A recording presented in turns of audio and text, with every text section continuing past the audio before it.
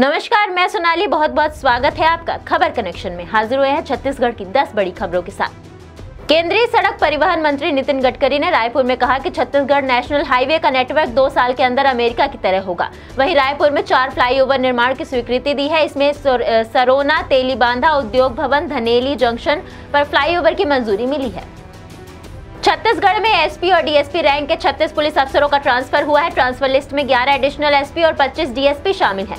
आदेश के मुताबिक ऋचा मिश्रा एएसपी यातायात दुर्ग बनाई गई हैं। उमेश कश्यप बिलासपुर से जांजगीर चांपा भेजे गए हैं।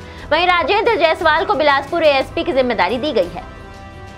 छत्तीसगढ़ कांग्रेस प्रदेश अध्यक्ष दीपक बैज ने भाजपा पर बड़ा आरोप लगाया है। उन्होंने कहा है कि भाजपा दक्षिण विधानसभा चुनाव के लिए प्रचार सामग्री में युवाओं को जुआ खेलने के लिए ताश के पत्ते बांट रही है। दीपक बैज ने जुए के पत्ते दिखाते हुए कहा कि यह भाजपा की प्रचार सामग्री है। बिलासपुर हाईकोर्ट ने अपने फैसले में कहा कि छत्तीसगढ़ विश्वविद्यालय अधिनियम 1973 की धारा 52 लागू करने का अधिकार राज्य सरकार को है। विशेष परिस्थितियों में राज्य शासन को यूनिवर्सिटी की प्रशासनिक प्रक्रिया में दखल करने का अधिकार है। छत्तीसगढ़ में 18 नवंबर को बस्तर विकास प्राधिकरण की बैठक होगी। राज्य में भाजपा की सरकार बनने के बाद ये पहली बैठक चित्रकोट में आयोजित की जा रही है। सीएम विष्णुदेव साय, प्राधिकरण की उपाध्यक्ष लता उसेडी समेत अन्य नेता शामिल होंगे। बताया जा रहा है कि इस बैठक में बस्तर में विकास को लेकर बजट और विकास की कार्यों की योजनाओं पर मंथन किया जाएगा।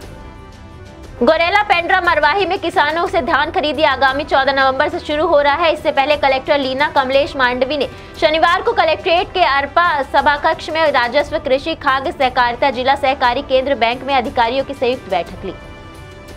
छत्तीसगढ़ के गुरु घासीदास तमोर पिंगला टाइगर रिजर्व को लेकर सरकार किसी भी वक्त नोटिफिकेशन जारी कर सकती है। 6 नवंबर को हाईकोर्ट ने अधिसूचना को लेकर नाराजगी जाहिर की थी, जिस पर सरकार की ओर से पैरवी करने वाले अतिरिक्त महाधिवक्ता ने कोर्ट को बताया था कि अधिसूचना प्रकाशन के लिए भेज दी गई है। कुदुदंड स्थित संजय तरन पुष्कर स्विमिंग पूल का उद्यान एक समय शहर के बेहतरीन उद्यानों में से एक था। नरम गद्देदार घास, विभिन्न तरह के सुगंधित फूल, कई तरह के विशाल वृक्ष और वाटर फाउंटेशन के साथ आकर्षक लाइटिंग इस उद्यान की सुंदरता पर 4 चांद लगाती थी। लेकिन समय के साथ यह उद्यान भी अनदेखी का शिकार होकर रह गया है। जस्टिस गौतम भादुड़ी शुक्रवार को रिटायर हो गए। उन्होंने अपने 11 साल के कार्यकाल में कुल 35,747 मामलों का निराकरण किया, जिनमें से 540 नजीर बने। चीफ जस्टिस के कोर्ट रूम में हुए विदाई समारोह में जस्टिस भादुड़ी ने कहा कि यह ईश्वर और परिजनों के आशीर्वाद से संभव हो सका है।